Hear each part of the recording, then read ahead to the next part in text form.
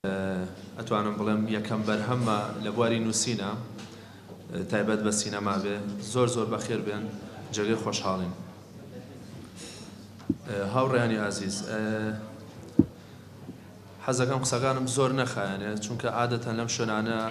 کەس تااقەتی قسەکردنی زۆری نییە، تەنها کورتەیەک لەسەر ئەم کتێبە و ئەو کورتە فیلمانە باسەکەم کە دواتر نمایش دەکرێت لە بەشی سینەما. سەبارەت بە گرنگی ئەم کتێبە بەشێکی گرنگە بۆ سینەماکاران، بۆ ئەو کەسانی کە لە بواری سینەما دەستپێکیانە یاخود بەردەوامن بۆ دروستکردنی فیلم، ئەنجا ستافی باکسێت بێ، کەسانی وەکو دەرهێنەر بێ، تەنانەت ئەکتەر، و بەشێکی کە گرنگە بۆ ئەو کەسانەیە کە بینەری فیلمن، بینەری سینەمان، چونکە لە ڕاستیە ئێمە ئەوەنەی کە پێویستمان بە تەکنیکی باش و پێویستمان بە دەرهێنەر و ئەکتەری باش هەیە، ئەتوانم بڵێم دەهێندە زیاتر پێویستمان بە بینەر هەیە کە بینەر ڕاکێشین بەلای خۆمانە. ئەگەر سەیری سۆشیال میدیا بکەین، وێبسایتێک با بڵێن وەکو کورت فیلم، وەکو کورت سینەما، 70 بۆ 80 جاری وایە 100,000 ئەندامیان هەیە گشتیان بینەری فیلمن، بەڵام بینەری فیلمی بیانین، ئەوەنە کە قسە لەسەر فیلمی بیانی ئەکەن، قسە لەسەر فیلمی کوردی ناکەن. لەبەرەوە بە گرنگم زانی بە پشکێکی بچووکم بەرکەوێت لەوەی کە بتوانم بینەر ڕابکێشم بۆ فیلمی کوردی. کورتەیەک لەسەر کتێبەکە جۆرەکانی فیلم و بەرەمهێنانی، بەشە سەرەکیەکەی جۆرەکانی فیلمە کە بە پوختی باسم لێوە کردووە، چەند جۆرەوە بەشەکانیشی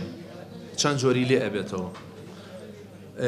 پێناسی دەستپێک دواتر فیلم چییە؟ پێناسەیەکی فیلم کراوە. ئەمڕۆ سەرەتا کتێبەکان بڵاوەکرێتەوە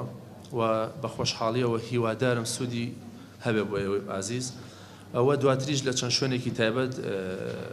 دائەنرێت، چونکە لەگەڵ ئەو پەڕی ڕێز و خۆشەویستیم بۆ کتێبخانەکان هەست ئەەکەم کە کتێبخانەکانمان وای لێ هاتووە جاران کە ئەچوین بۆ لە هەولێر پێڵەن لەنگە، لێرە هەر کۆنەکەی پێڵێن، ئەچوین چەند پارچەیەکمانەکڕی بە پارەیەکی کەم، بەڕاستی ئێستا هەنێک ناڵێم هەمووی لەگەڵ ئەو پەڕی ڕێزم وای لێ هاتووە چەند کتێبێک بەوەنە ئەکڕیت، بۆ نمونە 10 کتێبەکڕی بە 30,000، 50 کتێبەکڕی بە 10,000، شتێکی وای لێ هاتووە. لەبەرەوە پێم باش نەبوو لە هەموو شوێنێک دای بنێم، ئەوەش حەقێکی خۆمە، چونکە ئێمە کاتێک ڕێزمان لەو بەرهەمەی خۆمان نەگرت، کەسی بەرامبەرمان هیچ مەجبور نییە ڕێزی لێ بگرێت ئەگەر زۆر شتێکی تایبەتیش بێ. ئەلبەتە کتێبی جۆرەکانی فیلم و بەرەمهێنانی کە سەرکەش خۆی باسی کرد، توانم بڵێم زەڕورەتێک بوو بۆ پڕکردنەوەی یەکێکی دی لە کەلێنەکانی ئەو دنیا هەژارەی سینەمای کوردی، ئەو پڕکردنەوەی بەشێکی دیکەی ئەو هەک بە بەتاڵی سینەمای کوردی. ئەلبەتە لە ڕابردووشدا کۆمەڵێک مامۆستا و کەسایەتی باش قسووریان نەکردووە، کتێبی زۆر باشیان هەبووە، توانیویانە بەشێکی باش لە هەکبەی سینەمای کوردی پڕ بکەنەوە. ئەمڕۆ لەو فیلمانەی کە نمایش ئەکرێ دوو فیلمی دیکۆمنتەری تێدایە کە یەکێکیان فیلمی من ئیخراجم بۆ کردووە، دەرهێنانم بۆ کردووە بە ناوی 1 لە 182,000 کە گێڕانەوەی یەکێک لە چیرۆکە تراژیدیەکانی ئەنفالە کە هەرکە لەسەرمان، هەر کەسێکمان، هەر هونەرمەندێک لە بوار و هونەری خۆیان کار لەسەر ئەو کەیسانە بکە کە بەسەر کۆمەلگاکەی هاتووە، وەکو چۆن جووەکان، وەکو چۆن میلەتانی دیکە بە سینەما و بە هونەر داکۆکی لە مافی گەلەکەیانەکەن. منش بە شانازیەوە یەکەم ئەزمموی ئیخراجم کە ئیشم تیا کرد بێ چیرۆکێکی ئەنفال بووە کە ئێستا پاشکەمێکی تیکە لە هۆڵەکە نمایش ئەکرێ.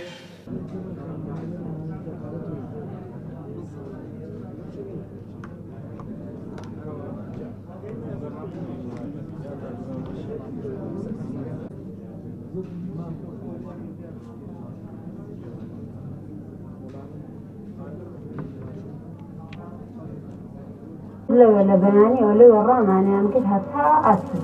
شەو ڕۆژێ ماینەوە لەو هینە باران و سەرما و ماینەوە لێوێ داوە قەدەرە چون قەبریان بۆ یەکرد مەز لە زرانیەوە ئینیان کردە خێتەکەیان بۆی دەدەیتر ئەمانە دژوێنیاندا و کەلبیزنی کەلب و قسەی ناخۆش ئەی بۆ تەواو درێژت نەکردە ئێمە هێنی بکەین